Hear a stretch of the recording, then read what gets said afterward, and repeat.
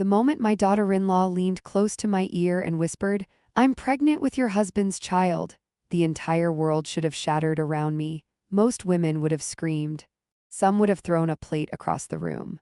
Others might have fainted from the shock. But I didn't do any of those things. I smiled. And that smile confused her more than any anger ever could. Before I tell you how that dinner changed everything in my life, let me ask you something quickly. If you enjoy stories about family, truth, and the strength women discover when life tests them, please like this video and subscribe to the channel. It helps more than you know. Now let me tell you what really happened that night, because the truth behind that whisper is far more complicated than anyone at that table realized. My name is Helen Carter. I'm 68 years old, a retired school principal, and I've been married to the same man for 44 years. My husband, Richard Carter, is 70 and spent most of his life building a construction company from almost nothing. We raised our son Daniel in a quiet suburb where neighbors still wave from their porches and Sunday dinners still mean something. And for decades, our Sunday dinners were sacred. Every week, the same mahogany table, the same recipes, the same comfortable rhythm of family conversation. I believed I knew my family completely. I believed I understood the man I had shared a life with and the son we had raised together. I was wrong about some things, but not about everything. Our son Daniel Carter is 38 now, an investment analyst who always tried to carry the weight of the world on his shoulders. Even as a boy, he hated disappointing people. If he broke a window playing baseball, he'd confess before anyone even asked. That kind of heart is a beautiful thing in a child, but it can make a man vulnerable when the world gets complicated. Daniel married Olivia Carter 3 years ago. Olivia is 29, works as a social media branding consultant, and has always been the kind of woman who enters a room and quietly studies everyone in it before speaking. She's intelligent, polished, and incredibly aware of how people perceive her. When Daniel first introduced her to us, she seemed charming, ambitious, and respectful. I remember thinking she had the instincts of someone who had learned to read people carefully. At the time, I thought that meant she was wise. Later, I realized it meant something else entirely. But on the evening everything began to unravel, none of us knew that yet. That Friday night dinner started like dozens of other dinners before it. The table was set with the china I'd saved from my teaching years. The roast chicken was in the oven. Richard was pouring wine. Daniel was talking about some market fluctuations at work. And Olivia sat across from me wearing a soft smile that never quite reached her eyes. I noticed something else too. Her hand kept resting on her stomach. At first I assumed it was coincidence. But then she looked at Daniel in a way that seemed almost rehearsed. Daniel suddenly cleared his throat and said, "Mom, Dad, Olivia has something she wants to share tonight." I smiled politely. I had a suspicion what that meant. After all, when a young married couple says they have news, it usually means only one thing. I looked at Olivia and said gently, "Well, sweetheart, whatever it is, we're listening." She stood slowly from the table. Her voice was calm, almost theatrical. "I'm pregnant." Daniel's reaction was immediate, pure joy. He stood up so fast his chair scraped across the floor. "You're serious, Olivia? That's incredible." Richard's face lit up too. And for a moment, the room filled with laughter and congratulations. My first grandchild, a new generation for the Carter family. I should have felt nothing but happiness in that moment. But something about the way Olivia looked at me felt different. Her smile lingered too long. Her eyes held something I couldn't quite name, and then she walked around the table. She stopped beside my chair. She leaned down as if she were about to hug me, and that's when she whispered the words that froze the air in my lungs. "I'm pregnant with your husband's child." For a moment, time simply stopped. I heard Daniel pouring champagne behind us. I heard Richard laughing softly, but all those sounds felt distant, like echoes from another room. Olivia's voice was soft and deliberate. "And there's nothing you can do about it." That was the moment she expected me to explode. She wanted chaos. She wanted accusations, screaming, a dramatic collapse of everything. Instead, I smiled. I turned my head slightly and looked straight into her eyes. Then I said calmly, "Don't worry." She blinked in confusion. I added quietly, "Everything will become clear soon." And then I sat back down as if nothing unusual had happened. The rest of the dinner passed in a strange blur. Daniel talked about baby names. Richard kept his eyes on his plate. Olivia occasionally glanced at me, clearly waiting for me to break. But I never did. Because there's something you learn after decades of marriage and a lifetime of dealing with people as a school principal. When someone tries to provoke you emotionally, the most powerful response is silence. Silence forces the truth to reveal itself. Later that night, after Daniel and Olivia left, Richard tried to speak. "Helen, we should talk." I looked at him carefully. His face showed confusion, maybe even fear, but I raised a hand gently. "Not tonight, Richard," because I already understood something important. Whatever Olivia believed she had just done, the story she whispered wasn't the real story. And I intended to find out why she wanted me to believe it. That night, while Richard slept upstairs, I sat alone in the living room thinking about every detail of that dinner. Olivia's confidence, Daniel's excitement, Richard's silence. Something about the entire situation felt staged, and when something feels staged, it usually means someone is playing a longer game. That was the moment I realized I needed help uncovering the truth. The next morning, I made 2 phone calls. The first was to Margaret Doyle, our family attorney who has known our family for over 20 years. The second was to a man named Samuel Brooks, a former financial crimes investigator who specializes in uncovering hidden patterns people try to bury. Because if there was one thing I knew with absolute certainty, it was this. People rarely whisper something that dangerous without a reason. And whatever Olivia Carter thought she had just started at my dinner table, she had no idea I was about to uncover the truth behind it. But the real shock came 3 weeks later, when the test results finally arrived.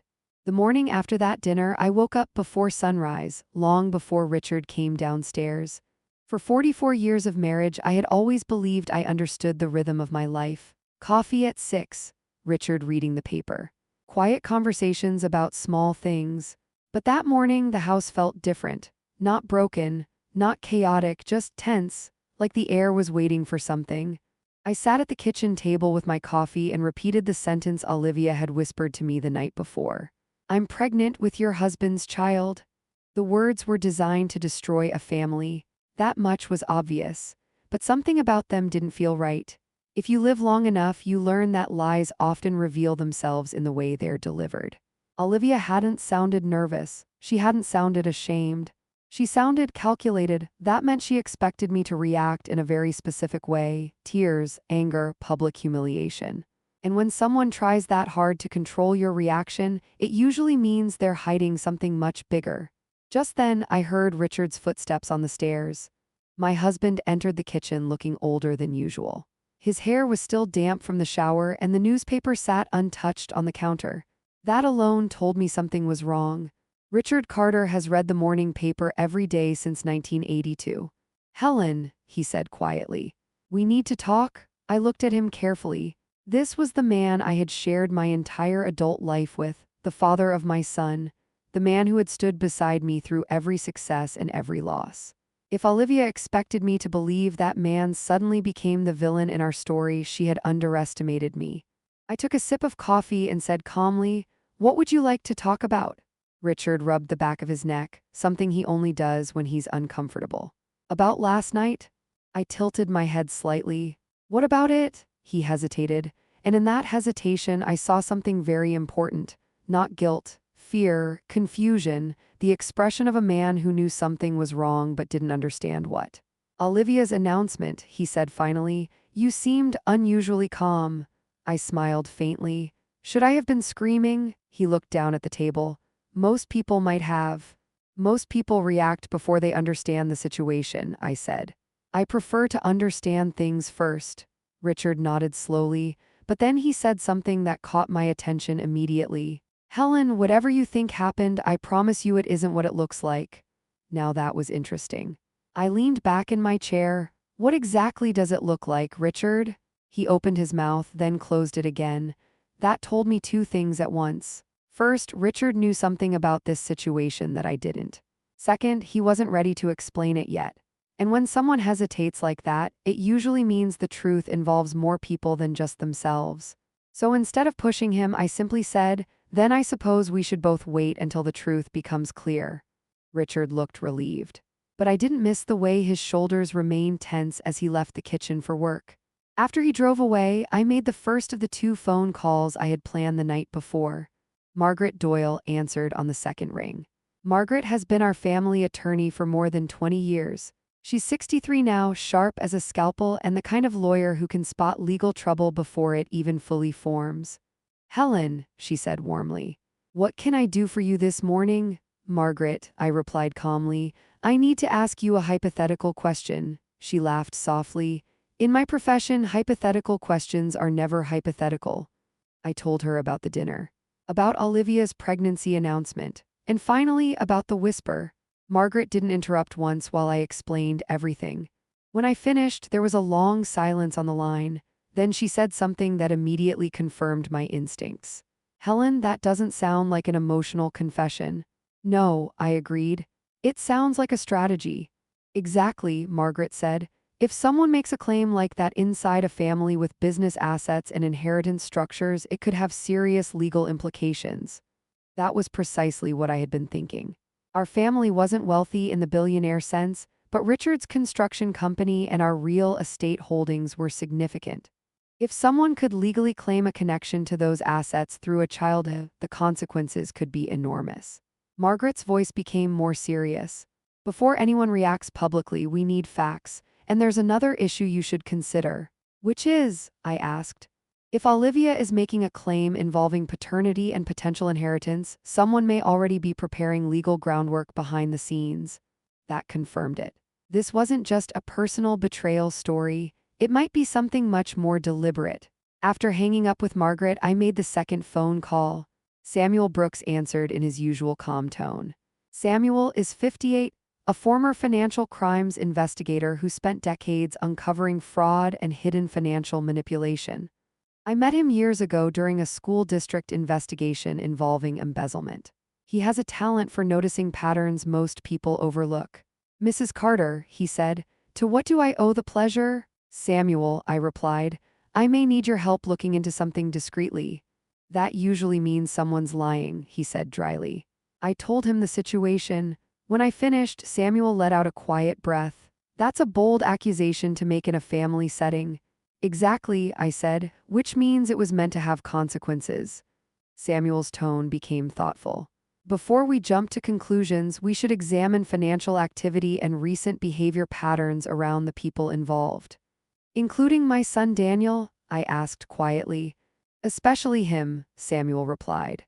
That answer didn't surprise me. Daniel Carter is my son, but he's also been under tremendous pressure recently at his investment firm. Stress can make even good people vulnerable to manipulation. And Olivia, well, Olivia always seemed unusually attentive to financial details during family conversations. I ended the call and sat in the quiet kitchen again.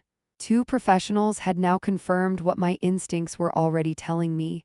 Olivia Carter had not whispered those words to destroy my marriage. She whispered them to start something much bigger. Later that evening, Daniel called. Mom, he said cheerfully, Olivia and I were thinking of coming over Sunday again. I smiled to myself. Sunday dinner, the place where everything had begun. That sounds lovely, I said gently. But as I hung up the phone, I couldn't shake one thought from my mind.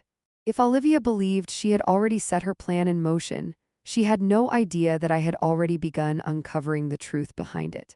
And by the time the real father of that child was finally revealed, everything about our family was going to change. By the time Sunday dinner arrived again, I had already learned something very important. When people think they've manipulated a situation successfully, they usually become careless. They relax. They stop watching their own steps. And that's when the truth begins leaving fingerprints everywhere.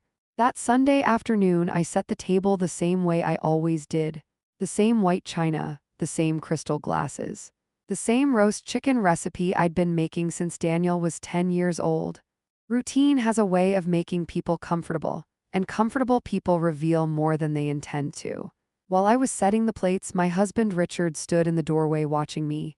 Helen, he said carefully, are you sure you want them coming over tonight? I didn't even look up from the table. Why wouldn't I? He hesitated. Things are complicated right now. I placed the last fork beside the plate and finally turned to face him. Richard Carter had built a construction company from a single pickup truck and a handful of tools. He was many things, stubborn, proud, hardworking, but he had never been a man who hid from responsibility. Yet lately there had been something weighing on him, something he wasn't telling me.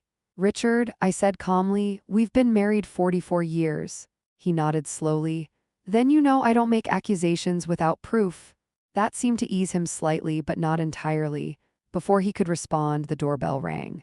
Daniel and Olivia had arrived. Daniel walked in first carrying a bottle of wine, smiling like a man who believed life was moving in a wonderful direction. Mom, he said warmly, hugging me. You look great. I hugged him back, feeling the same protective instinct I had felt since the day he was born. My son had always worn his heart openly. That made him a good man. But it also meant someone more strategic could take advantage of him if they tried hard enough. Olivia entered behind him. She looked elegant, confident, and perfectly composed. The kind of calm confidence that comes from believing you're several steps ahead of everyone else. Helen, she said sweetly, it's so good to see you again. I smiled politely. You too, Olivia? Her hand rested again on her stomach, the silent reminder of the announcement she had made the previous week. And then, very briefly, she looked directly into my eyes. It was the same look she had given me at the dinner table when she whispered that sentence. A look that asked one silent question, have you figured it out yet? The answer, of course, was not yet, but I was getting closer. Dinner began normally enough. Daniel talked about work. Richard asked questions about a construction project downtown. Olivia occasionally added something clever or charming to the conversation. To anyone watching from outside, we probably looked like the picture of a healthy family. But beneath the surface, there was tension in every pause, and Olivia was watching me carefully. After dinner, Daniel went to the living room with Richard to discuss some investment idea involving commercial property. That left Olivia and me alone in the kitchen clearing dishes. She moved beside me at the sink and spoke quietly. You've been very calm about everything. I rinsed a plate slowly before answering. About what exactly? She smiled faintly. About the baby. I placed the dish carefully on the rack and looked at her. Pregnancy is usually something families celebrate. Olivia leaned slightly against the counter. Most women would have asked questions by now. I dried my hands on a towel. Questions are most useful when the person asking them already knows what to listen for. For the first time, I saw something flicker behind her eyes. Not fear, curiosity. Olivia Carter enjoyed games of strategy, and she was beginning to suspect that she might not be the only one playing. Later that evening, after Daniel and Olivia left, Richard went upstairs early. I stayed in the living room with my phone and made a call. Samuel Brooks answered almost immediately. Good evening, Mrs. Carter. Samuel, I said, did you find anything? There was a pause before he answered. Yes. His tone had shifted into the careful voice investigators use when the situation is more complicated than expected. What kind of patterns are we looking at? I asked. Samuel didn't rush his answer. Your daughter-in-law Olivia has been doing some interesting financial positioning over the past 6 months. I sat up slightly straighter. Explain. Several new business accounts connected to branding consulting, he said. Nothing illegal on the surface, but the timing is notable. How so? Those accounts began receiving investment deposits shortly after your son Daniel started experiencing financial pressure at work. That caught my attention immediately. What kind of pressure? Samuel continued calmly. Daniel has been involved in some risky market positions recently, nothing criminal, but enough volatility that someone close to him might anticipate future financial instability. I understood immediately what Samuel was implying.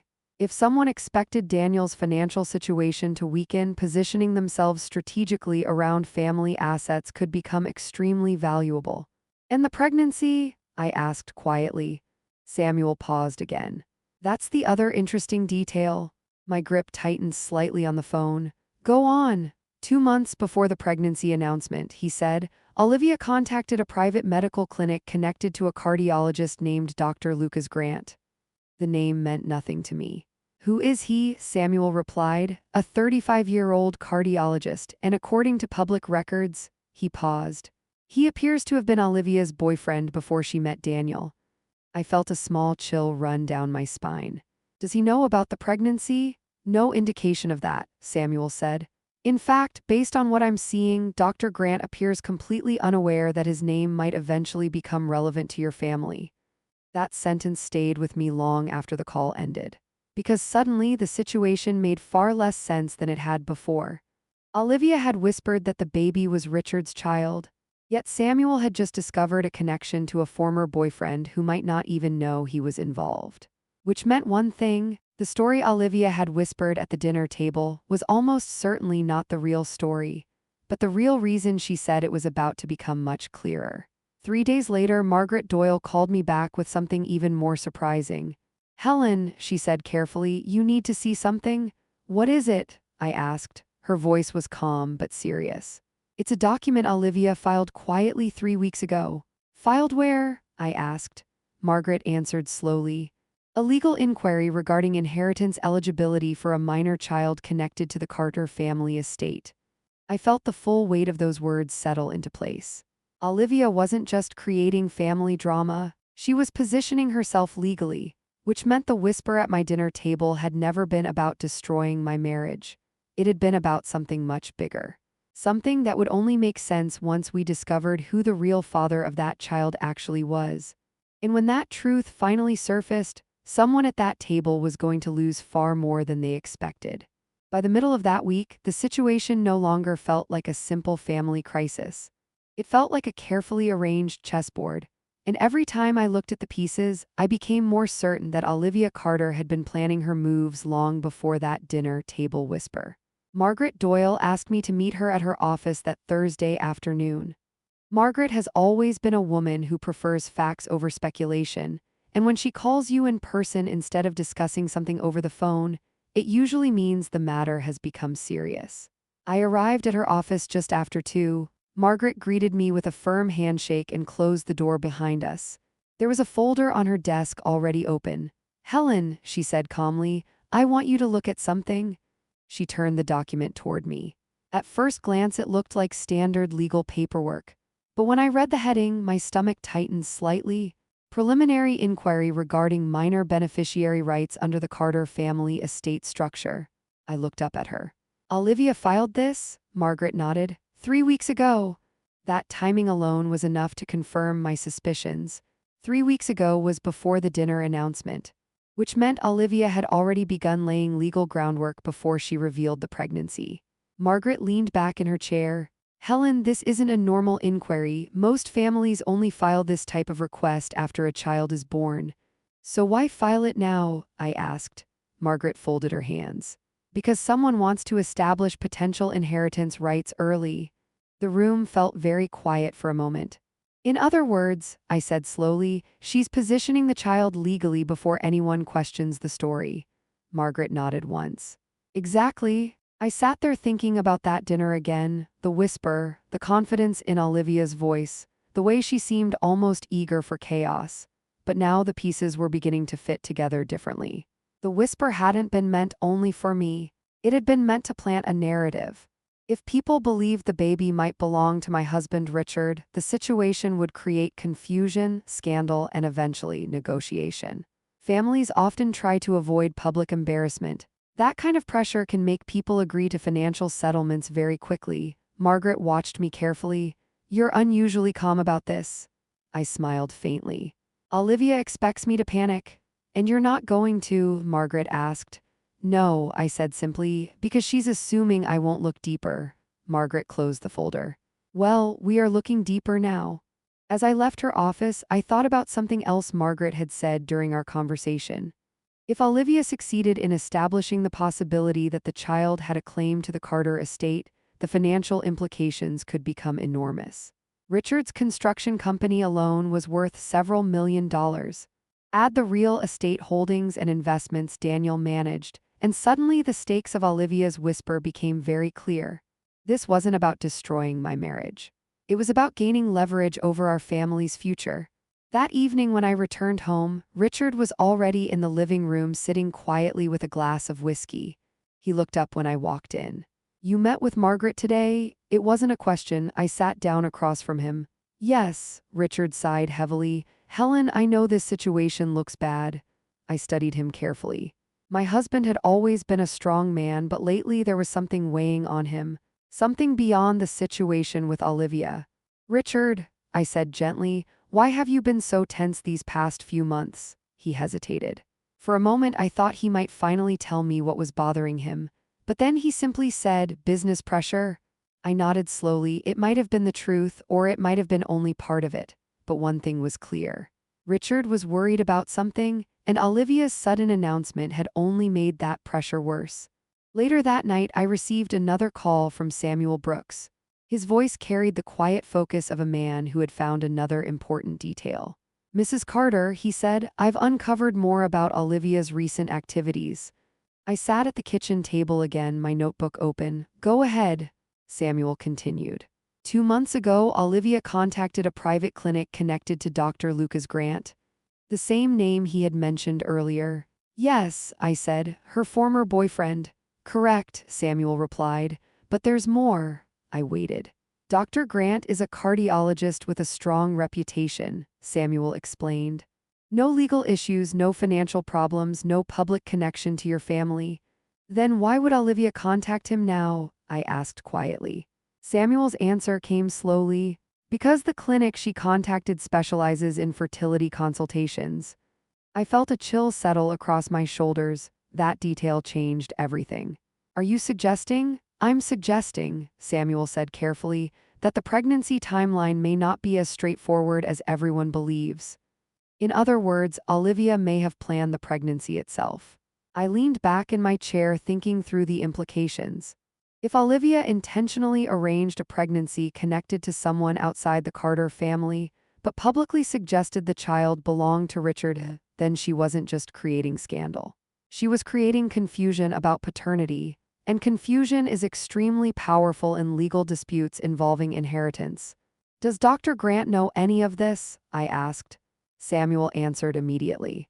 Based on everything I've found so far, he appears completely unaware. That meant Olivia was operating alone, or at least without Dr. Grant's knowledge. I thanked Samuel and ended the call. For several minutes, I sat quietly in the kitchen, reviewing everything we had learned so far. Olivia had filed legal inquiries before announcing the pregnancy. She had whispered an accusation designed to destabilize the family.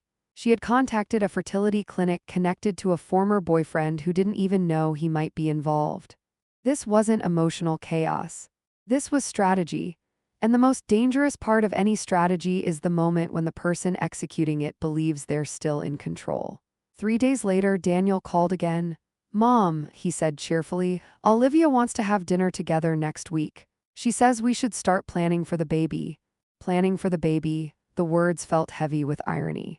Because by then I was beginning to understand something Olivia clearly didn't expect. Her plan depended on one assumption. She believed that no one in our family would investigate the truth behind the pregnancy. She believed the whisper she delivered at my dinner table had already secured her position. But what Olivia Carter didn't know yet was that Samuel Brooks had just arranged something that would reveal the truth sooner than she expected. And when the real father's name finally surfaced, the entire foundation of her plan was going to collapse.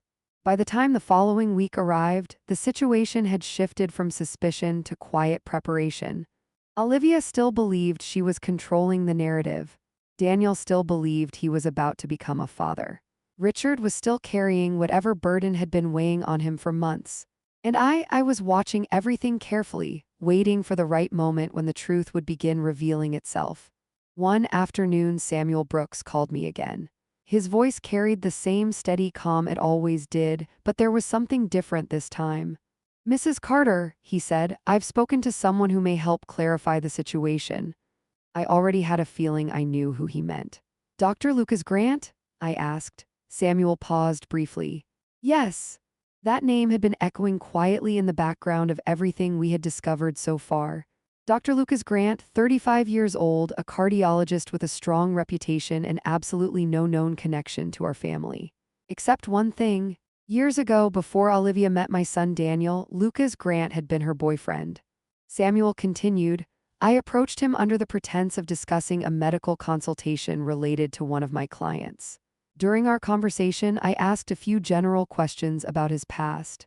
And, I asked quietly, Samuel answered carefully. Dr. Grant confirmed that he and Olivia Carter dated seriously about 4 years ago. I leaned forward slightly. Did they end on good terms? Samuel gave a short breath. Not exactly. That was interesting. According to him, Samuel said, the relationship ended abruptly. Olivia disappeared from his life with very little explanation. I could almost picture the scene. Olivia had always struck me as someone who closed doors quickly once she believed she had found a better opportunity somewhere else. Does he know she's pregnant? I asked. No, Samuel replied immediately. In fact, he seemed genuinely surprised when her name came up. That answer alone told me something very important.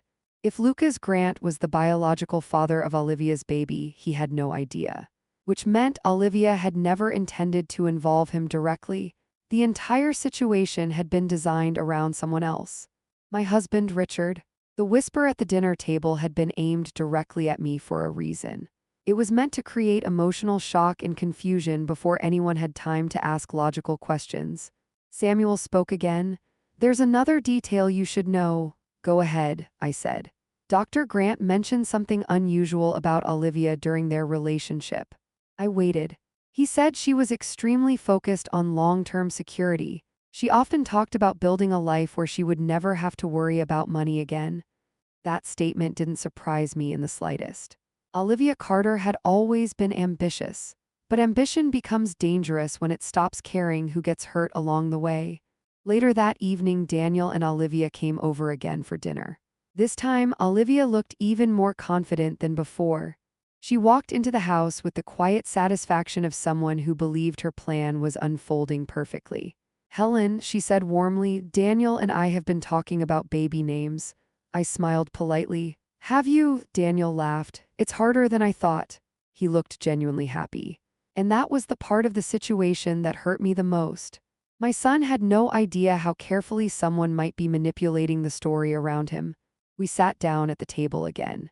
The same table where Olivia had whispered that devastating sentence only weeks earlier.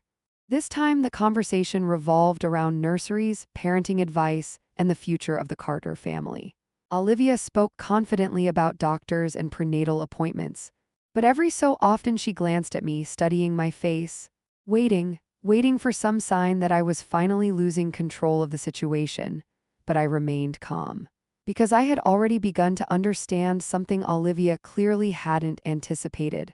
Her entire plan depended on one critical assumption. She believed the question of paternity would remain uncertain. If people believed the baby might belong to Richard, the situation would become emotionally explosive. Families in that position often rush to quiet the scandal quickly, sometimes with financial settlements that avoid public embarrassment. But Olivia had overlooked one simple reality of modern life. Science doesn't leave room for long-term uncertainty. Eventually, the truth always appears in black and white. That night after Daniel and Olivia left, I walked into the living room where Richard was sitting quietly. Richard, I said gently, can I ask you something honestly? He looked up at me. Of course, did you ever have any relationship with Olivia before Daniel married her? His reaction was immediate and genuine. Absolutely not. I studied his face carefully. After 44 years of marriage, I knew how to recognize when my husband was telling the truth. And Richard Carter was telling the truth. Then why have you been so nervous lately? I asked. He sighed deeply. For a moment, I thought he might finally explain everything. But he only said, because I know this situation could destroy our family if we handle it the wrong way. I nodded slowly. That depends on who's telling the truth.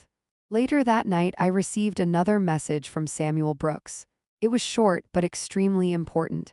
He had arranged something through Margaret Doyle that Olivia would not be able to avoid. A routine prenatal medical test, one that would quietly confirm the biological father of the child, and the results would arrive in a matter of weeks.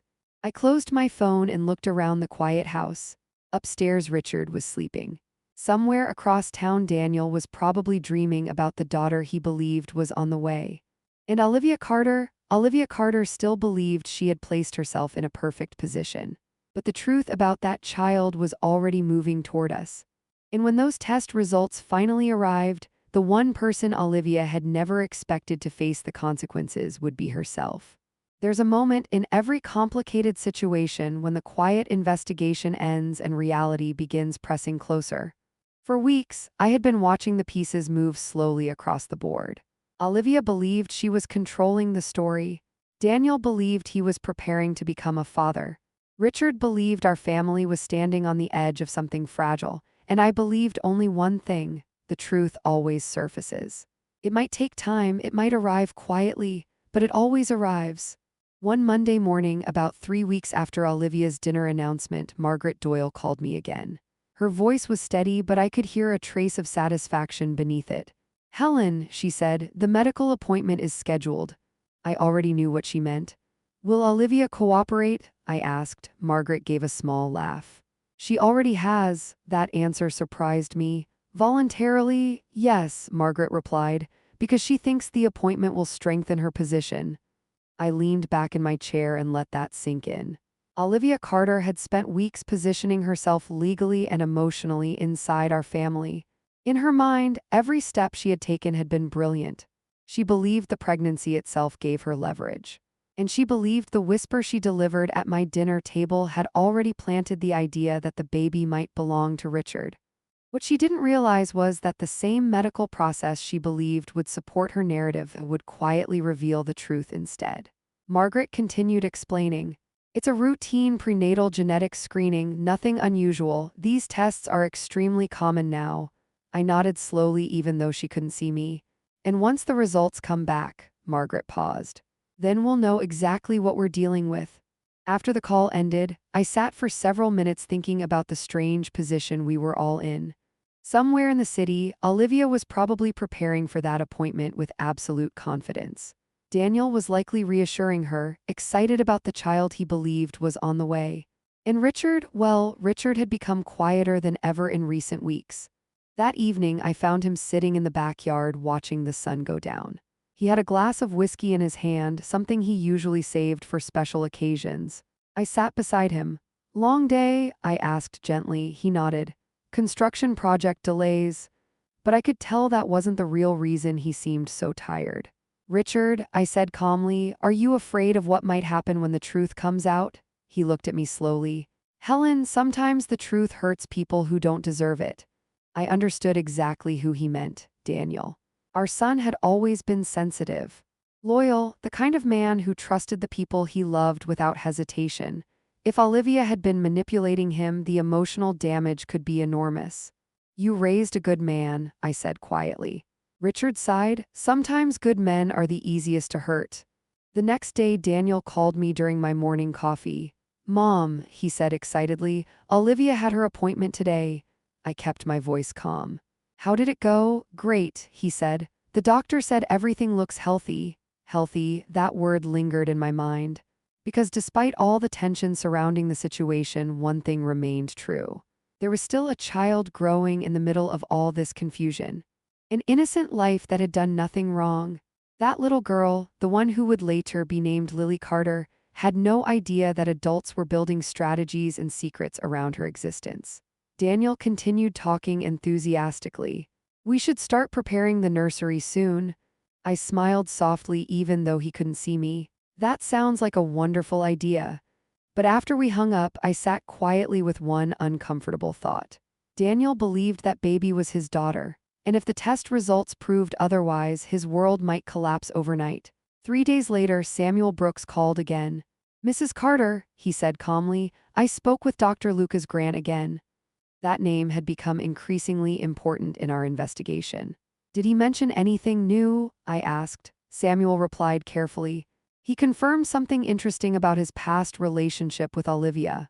I waited. "Several years ago," Samuel explained, "Dr. Grant had donated genetic samples at a private fertility clinic." That information sent a chill through me. "Why would he do that?" "At the time," Samuel said, "he was in medical residency and participating in a voluntary fertility research program connected to the clinic." I felt the full weight of that detail settle into place. Olivia had worked briefly at a medical marketing firm before meeting Daniel, a firm that happened to collaborate with several clinics across the state. If she had access to records or samples, the possibilities suddenly became far more complicated. "Does Dr. Grant know any of this?" I asked quietly. No, Samuel replied. He still has no idea he might be connected to this pregnancy, which meant Olivia might have planned everything far more carefully than we initially believed. She had created a narrative involving Richard. She had positioned herself legally within the Carter estate, and she had potentially ensured that the biological father would remain completely unaware of the situation. It was an ambitious plan. A risky one, but still a plan. That evening, Daniel and Olivia visited again. Olivia seemed even more relaxed than before. The doctor says everything is progressing perfectly, she said cheerfully during dinner. She glanced at me briefly. Soon we'll have more test results too. There it was. She believed the upcoming results would strengthen her story. I simply smiled. Medical science is remarkable these days. Olivia nodded confidently. It really is. But as she spoke, I noticed something subtle. For the first time since this entire situation began, Olivia seemed almost impatient, as if she believed the moment of her victory was approaching quickly. What she didn't realize was that the same test results she was waiting for would soon reveal something she never expected anyone to discover. And when that envelope finally arrived, the name written inside it would change everything about our family's future. There are moments in life when everything seems to pause before the truth steps into the room. For weeks, our family had been living inside a strange balance of silence and tension. Olivia believed her plan was working. Daniel believed his life was moving toward fatherhood. Richard carried the quiet weight of protecting our family from something he feared might destroy it. And I had been waiting patiently for the one thing none of us could control. Proof. The envelope arrived on a Thursday afternoon. Margaret Doyle called me first. Her voice was calm, but it carried the gravity of someone holding information that could shift the direction of several lives at once. Helen, she said, the results came in. I closed my eyes for a moment and took a slow breath. And there was a pause on the line. We need to discuss them in person. That told me everything I needed to know. If the results had been simple, Margaret would have explained them immediately. Complexity always required careful handling. I drove to her office within the hour. When I arrived, Margaret and Samuel Brooks were already waiting. Samuel sat quietly near the window, his hands folded, his expression thoughtful. Margaret placed a sealed envelope on the desk between us.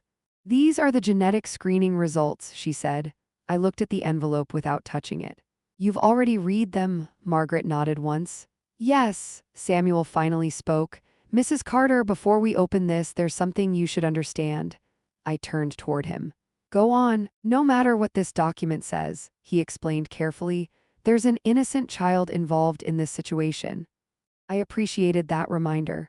Because somewhere beneath all the strategies, accusations, and investigations, there was still a little girl growing who had done absolutely nothing wrong. I finally opened the envelope. The document inside was clinical and straightforward. Medical language rarely wastes time with emotion. I scanned the page once, then a second time, then I leaned back slowly in the chair. Because the truth was now perfectly clear, Margaret watched my reaction. You see it? I nodded. Yes. Samuel asked quietly, do you want to say it out loud? I looked at both of them. Richard Carter is not the father. That much we had expected. But the next line was even more important. I read it carefully. Daniel Carter is also excluded as the biological father. The room fell silent for a moment. And then Samuel spoke the final sentence that completed the picture. Which means the biological match is, I finished it myself, Dr. Lucas Grant, the cardiologist who had absolutely no idea he was involved in this situation. Margaret folded her hands. Olivia likely believed the confusion surrounding your husband would buy her time, but this test removes that uncertainty completely. I looked back down at the paper. The truth had arrived exactly the way truth usually does. Quietly, clearly, without drama. Does Dr. Grant know? I asked. Samuel shook his head. Not yet. That raised another question. And Olivia, Margaret answered. She hasn't seen the results yet either. Which meant we were standing at a very unusual moment in time. 3 people in this situation were about to learn the truth at almost the same time. Olivia, Daniel, and Lucas Grant. Later that evening, Daniel called me. His voice sounded tired but hopeful. Mom, Olivia says the test results should arrive soon. I held the phone carefully. Yes, I said softly. They will. There was a pause. You sound serious. I chose my words carefully. Daniel, when those results arrive, we may need to have an honest conversation. He laughed nervously. You're making it sound like something bad is coming. I didn't answer that directly. Instead, I said something I hoped he would remember later. Truth can feel painful at first, but it always gives people a chance to rebuild their lives honestly. After the call ended, I walked into the living room where Richard was reading quietly. I sat beside him and placed my hand over his. Richard, I said gently, the results came in. He looked at me slowly. And I gave him the simplest answer possible. You're not the father. His shoulders dropped with visible relief. But I added something else. Neither is Daniel. Richard's expression changed immediately. Then who? I said the name quietly. Dr. Lucas Grant. Richard leaned back in his chair, stunned. The cardiologist, I nodded. And he has no idea. The room became very quiet again, because we both understood the same thing at that moment. Olivia Carter had built an entire strategy around deception. She had planted a false story about Richard. She had allowed Daniel to believe he was about to become a father. And she had done it while the real father remained completely unaware of the child growing into the center of all this chaos. Richard rubbed his face slowly. What happens now? I looked toward the window where the evening light was fading. Now, I said calmly, the truth begins reaching everyone involved. But there was still one final conversation waiting to happen. And when Olivia Carter realized the results had exposed everything, her carefully constructed plan was about to collapse in a way she never expected. 3 days after the test results arrived, I invited everyone to dinner again. The same table, the same room, the same place where Olivia Carter had leaned close to my ear and whispered a sentence she believed would shatter my life. But this time the evening was very different because now I knew the truth. Richard stood beside me in the kitchen before our guests arrived. Helen, he said quietly, are you sure this is the right way to handle it? I looked at him calmly. Truth should never be delivered in anger. He nodded slowly. After 44 years of marriage, Richard understood what that meant. The doorbell rang a few minutes later. Daniel and Olivia walked in together. Daniel looked excited, the same hopeful expression he had carried for weeks. Olivia, on the other hand, looked confident, very confident, the confidence of someone who believed she had already won the game. Helen, she said warmly, stepping into the house. Dinner smells wonderful. I smiled politely. I'm glad you came. We sat down at the table. For a few minutes the conversation stayed light. Daniel talked about work again. Richard asked polite questions. Olivia occasionally touched her stomach while smiling at Daniel, but beneath the surface the tension was unmistakable. Finally, Olivia spoke. The doctor told us the genetic results should arrive soon. She glanced at me while saying it, as if she expected my reaction. I folded my napkin carefully and placed it beside my plate. They already arrived. The room became quiet instantly. Daniel looked surprised. They did, I nodded gently. Yes. Olivia's expression tightened for the first time since the night of her whisper. And, she asked carefully. I looked directly at her. Richard Carter is not the father. Daniel blinked in confusion. Wait, what? Olivia said nothing. Her eyes were locked on me. I continued calmly. And Daniel Carter is also not the father. Daniel's chair scraped the floor as he leaned forward. Mom, what are you saying? I reached into the folder beside my chair and placed the document on the table. The test results identify the biological father. Olivia's face had lost all color now. Daniel picked up the paper and scanned it quickly. His voice dropped to a whisper as he read the name. Dr. Lucas Grant. Silence filled the room. Richard looked down at the table, letting Daniel absorb the truth. Finally, Daniel looked up at Olivia. Who is Lucas Grant? Olivia didn't answer immediately. The confidence she had carried for weeks was gone, replaced by something very different. Panic. Olivia, Daniel repeated quietly. She looked at him slowly. He was someone I knew before we met. Daniel's voice cracked slightly. Before we met, I spoke gently before the situation could explode. Lucas Grant is a cardiologist Olivia dated several years ago. Daniel stared at the document again. So the baby, his sentence trailed off. I finished it softly, is not yours. The room felt heavy with the weight of that realization. Daniel leaned back slowly in his chair, running his hands over his face. Then why? He looked at Olivia again. Why tell Mom that the baby was Dad's? Olivia finally spoke, her voice unsteady. Because I needed time. That sentence said everything. Richard lifted his eyes toward her. Time for what? Olivia swallowed hard. To secure the future. Daniel's expression hardened. Whose future? Olivia didn't answer immediately, but the silence was answer enough. Margaret Doyle's legal analysis and Samuel Brooks' investigation had already revealed the truth. Olivia had tried to create confusion about paternity long enough to establish legal claims tied to the Carter estate. If people believed the baby might belong to Richard, the scandal alone could pressure the family into financial concessions.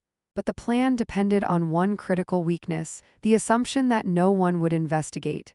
Daniel stood slowly from the table. His voice was quiet but steady.